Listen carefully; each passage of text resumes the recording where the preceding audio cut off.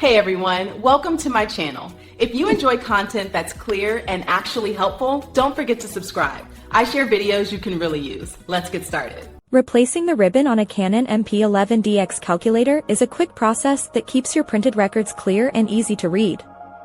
If your numbers start to look light or faded, you need a new ink ribbon. Start by turning off the power and unplugging the device for safety. Locate the plastic printer cover on the top back of the unit. Gently push the cover upward or slide it back to expose the printing mechanism. You will see two small spools connected by a black and red ribbon. Carefully lift both spools out of their holders at the same time. Note how the ribbon passes through the metal guide in the center. Remove the old ribbon completely and set it aside. Take your new ribbon out of its packaging. Make sure you have the correct replacement part. Place the new spools onto the metal pins. The black ink should be on top and the red ink should be on the bottom. Thread the ribbon through the metal guide carefully. It must sit flat against the printing head.